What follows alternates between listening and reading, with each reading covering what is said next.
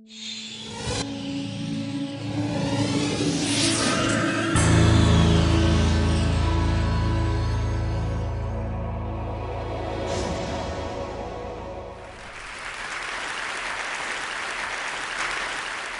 I want to talk to you about is what we can learn from studying the genomes of living people and extinct humans. But before doing that, I just briefly want to remind you about what you already know, that our genomes, our genetic material, are stored in almost all cells in our bodies on chromosomes in the form of DNA, which is this famous double helical molecule. And the genetic information is contained in the form of the sequence of 4 bases, abbreviated with the letters A, T, C, and G. And the information is there twice, one on each strand, which is important because when new cells are formed, these strands come apart, new strands are synthesized with the old ones as templates in an almost perfect process. But nothing, of course, in nature is totally perfect. So sometimes an error is made and a wrong letter is built in. And we can then see the result of such mutations when we compare DNA sequences among us here in the room, for example. If we compare my genome to a genome of you, approximately every 1,200, 1,300 letters will differ between us. And these mutations accumulate approximately as a function of time. So if we add in a chimpanzee here, we will see more differences. Approximately 1 letter in 100 will differ to a chimpanzee. And if you're then interested in the history of a piece of DNA or the whole genomes, you can reconstruct the history of the DNA with those differences you observe. And generally, we depict our ideas about this history in the form of trees like this. In this case, it's very simple. The 2 human DNA sequences go back to a common ancestor quite recently. Further back is there one shared with the chimpanzees. And because these mutations happen approximately as a function of time, you can transform these differences to estimates of time, where the 2 humans typically will share a common ancestor about 500,000 years ago, and with the chimpanzees it will be in the order of 5 million years ago. So what has now happened in the last few years is that there have come technologies around that allow you to see many, many pieces of DNA very quickly. So we can now, in a matter of hours, determine a whole human genome. Each of us, of course, contains 2 human genomes, one from our mothers and one from our fathers. And they are around 3 billion such letters long. And we will find that the 2 genomes in me or 1 genome of mine with one of yours will have about 3 million differences in the order of that. And what you can then also begin to do is to say, how are these genetic differences distributed across the world? And if you do that, you find a certain amount of genetic variation in Africa. And if you look outside Africa, you actually find less genetic variation. This is surprising, of course, because in the order of 6 to 8 times fewer people live in Africa than outside Africa, yet the people inside Africa have more genetic variation.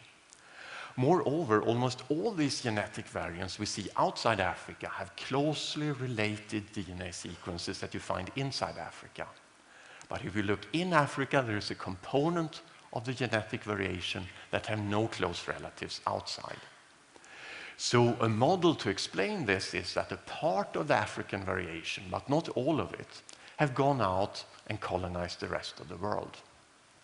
And together with then methods to date these genetic differences, this has led to the insight that modern humans that are essentially indistinguishable from you and me, evolved in Africa quite recently, between 100 and 200,000 years ago, and later, between 100 and 50,000 years ago or so, went out of Africa to colonize the rest of the world.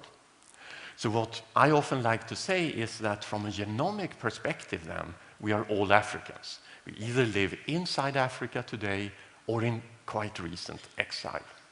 Another sort of consequence of this recent origin of modern humans is that genetic variants are generally distributed widely in the world at many places, and they tend to vary as gradients from a bird's eye perspective, at least. And since there are many genetic variants and they have different such gradients, This means that if we determine a DNA sequence, a genome from one individual, we can quite accurately estimate where that person comes from, provided that its parents or grandparents haven't moved around too much. But does this then mean, as many people tend to think, that there are huge genetic differences between groups of people on different continents, for example? Well, we can begin to ask those questions also. There is, for example, a project that's underway to sequence 1,000 individuals, their genomes from different parts of the world. They've sequenced 185 Africans from 2 populations in Africa. They sequenced approximately equally many people in Europe and in China. And we can begin to say how much variance do we find, how many letters that vary in at least one of those individual sequenced. And it's a lot, 38 million variable positions. But we can then ask, are there any absolute differences between Africans and non-Africans? Perhaps the biggest difference most of us would imagine existed. And with absolute difference, then I mean a difference where people inside Africa at a certain position will all individuals, 100%, have one letter, and everybody outside Africa has another letter. And the answer to that, among those millions of differences, is that there is not a single such position. This may be surprising, maybe a single individual is misclassified or so we can relax the criteria a bit and say, how many positions do we find where 95% of people in Africa have one variant, 95% another variant, and the number of that are 12. So this is very surprising. It means that when we look at people and see a person from Africa and a person from Europe or Asia, we cannot for a single position in the genome with 100% accuracy predict what a person would carry. And only for 12 positions can we hope to be 95% right. This may be surprising because we can of course look at these people and quite easily say where they or their ancestors came from. So what this means then is that those traits we then look at and so readily see, facial features, skin color, hair structure, are not determined by single genes with big effects, but are determined by many different genetic variants that simply vary in frequency between different parts of the world. There is another thing with those traits that we so easily observe in each other that I think is worthwhile to consider, and that is that in a very literal sense, they are really on the surface of our bodies. They are what we just said, facial features, hair structure, skin color. There are also a number of features that vary between continents like that have to do with how we metabolize food that we ingest, or that have to do with how our immune system deals with microbes that try to invade our bodies. But so those are all parts of our bodies where we very directly interact with the environment in a direct confrontation, if you like.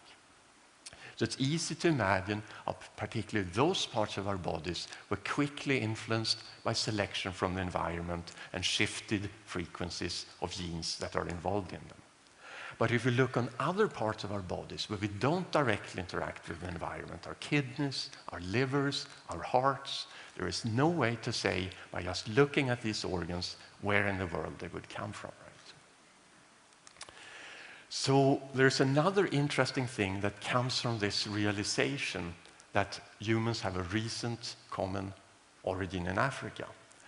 And that is that when that humans emerged around 100,000 years ago or so, they were not alone on the planet. There were other forms of humans around, most famously perhaps Neanderthals, these robust forms of humans compared to the left here with a modern human skeleton on the right, that existed in Western Asia and Europe since several hundred thousands of years. So an interesting question is what happened when we met? What happened to the Neanderthals? And to begin to answer such questions, my research group, since over 25 years now, work on methods to extract DNA from remains of Neanderthals and extinct animals that are tens of thousands of years old. So this involves a lot of technical issues in how you extract the DNA, how you convert it to a form you can sequence. You have to work very carefully to avoid contamination of the experiments with DNA from yourself. And This then, in conjunction with these methods that allow very many DNA molecules to be sequenced very rapidly, allowed us last year to present the first version of the Neanderthal genome, so that any one of you can now look on the internet on the Neanderthal genome, or at least on the 55% of it that we've been able to reconstruct so far. And you can begin to compare it to the genomes of people who live today. And one question that you may then want to ask is, what happened when we met? Did we mix or not? And the way to ask that question is to look at the Neanderthal that comes from Southern Europe and compare it to genomes of people who live today. So we then look to do this at pairs of individuals, starting with 2 Africans, looking at the 2 African genomes, finding places where they differ from each other, and in each case ask, what is a Neanderthal like? Does it match one African or the other African? We would expect it to be no difference because Neanderthals were never in Africa. They should be equal, have no reason to be closer to one African than another African. And that's indeed the case. Statistically speaking, there is no difference in how often the Neanderthal matches one African or the other. But this is different if we now look at a European individual and an African. Then, significantly more often, does the Neanderthal match a European rather than the African. The same is true if we look in a Chinese individual versus an African. The Neanderthal will match the Chinese individual more often. This may also be surprising because the Neanderthals were never in China. So the model we've proposed to explain this is that when modern humans came out of Africa, sometime after 100,000 years ago, they met Neanderthals. Presumably they did so first in the Middle East, where there were Neanderthals living. If one then mixed with each other there, then those modern humans that became the ancestors of everyone outside Africa carried with them this Neanderthal component in their genome to the rest of the world. So that today then people living outside Africa have about 2.5% of their DNA from Neanderthals.